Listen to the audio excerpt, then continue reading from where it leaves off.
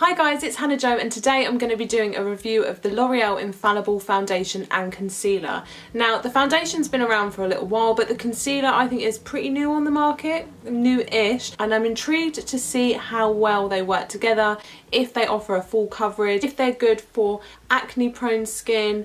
I've read a few reviews of this foundation, but I haven't seen that many reviews of the concealer or any YouTube videos of the concealer, so I'm interested to see how that is going to work. So the L'Oreal foundation I have is in the shade number 15 Porcelain, and the concealer I have is in the shade 320 Porcelain.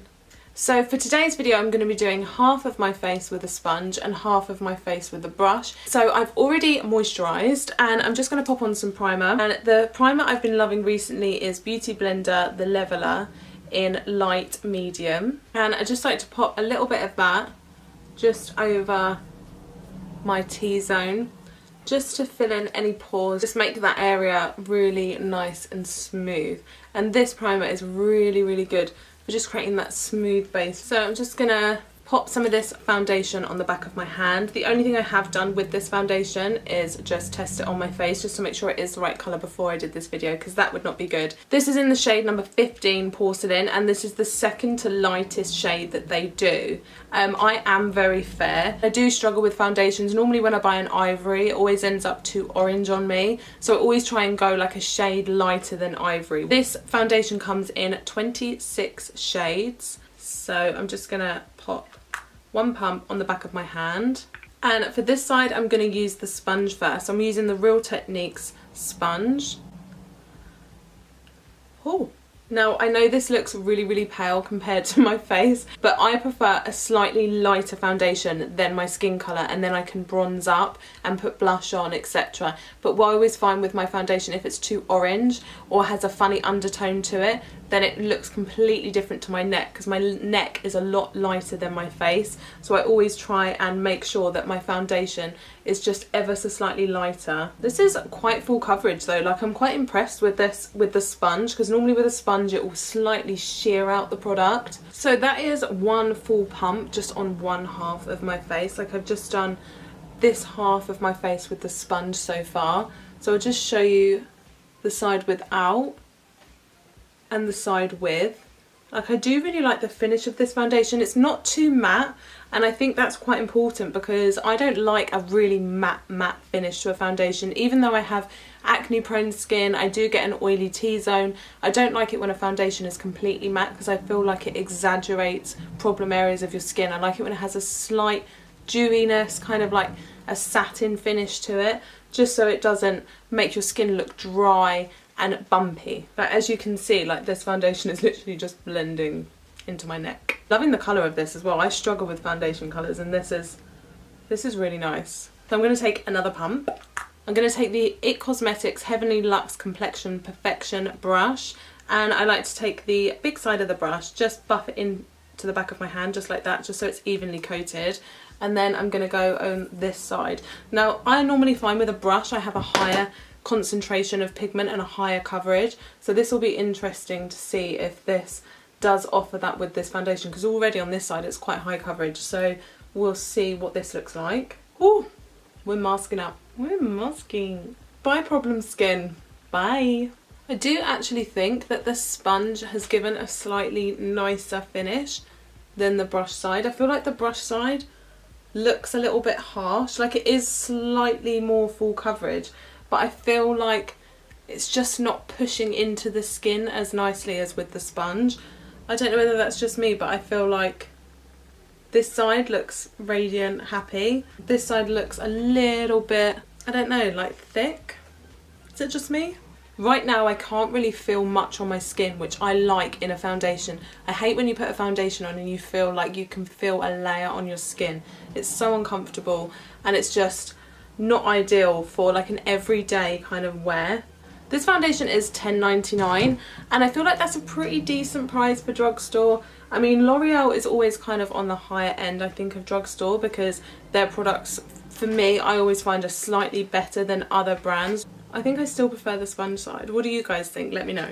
Next up, I'm going to be trying the L'Oreal Infallible more than concealer. Now this concealer retails for $9.99. I haven't seen many reviews of this concealer, which is why I'm interested to try this out. It comes in 25 shades and my shade is 320 Porcelain. I thought I'd just go with Porcelain because it's the lightest one that they do, and obviously I'm very pale and I've chose Porcelain for the foundation, so I thought, well, I may as well choose Porcelain for the concealer. So first things first, like the packaging is really, really weighty. Like it feels really, really heavy, and when you open it, the doe foot applicator is huge. Like I don't think you can really maybe appreciate how big it is. Like compared to my eye, like it's big, like it's chunky, and I like that. It's not a bad thing. So let's just pop. Whoa. Whoa, whoa, whoa. Okay, maybe I don't need that much. This is thick. Pump for this side just for fun. Oh, dear me. I'm going to pop a little bit down here as well. And here. And here. Just a little bit there. Okay. So I'm going to take my sponge and start this side. Like this concealer on first impressions is thick. Like it's really thick. Like I feel like this is way too much that I've put on. Like I don't know how I'm going to blend this out. Instant regret. I'm going to put it on the eyelid as well, just to use it as a base to try and spread it out a little bit. I feel like it's definitely lighter than the foundation, so that's good. It is really brightening. Now normally with me, as soon as I put concealer on, it starts to go into all my creases, and I'm yet to find a concealer that does not go into my creases. This on first pushing in isn't as bad as some concealers that I've put on. Some concealers when I first put them on, they literally go into every crease no matter how much I buff it out, but this one doesn't look too bad. So I'm gonna blend these bits with the sponge just for time's sake, and then I'm gonna do the other eye with the brush. Like that just blended in like boom boom boom. Like I literally just went bye. And concealer, I'm going to use the other end of the Heavenly Luxe brush, and that is the concealer side, and I'm just going to use this brush. I feel like this is going to take forever with a brush. Now one thing, rookie mistake, I put the concealer on this eye first and it's already drying down, so that is a note that it does dry a bit quick. Like you can see like it's struggling to blend in because it's already drying. So let's move quickly. Okay, like this is just not blending in this side. Like this side looks really nice. This side is not blending in. Like I literally look like I've got a white circle around my eye. Have I put too much on this side? What's happening? I'm literally gonna end up blending it down to my jaw. Like the coverage is high though. Like the coverage is high. And what I'm gonna do is, just for the sake of, I'm just gonna take the sponge and just blend the edges in because it's just taking too long. So I think this actually, the foundation and the concealer go on so much better with a sponge. Like boom, it's gone in. Like what?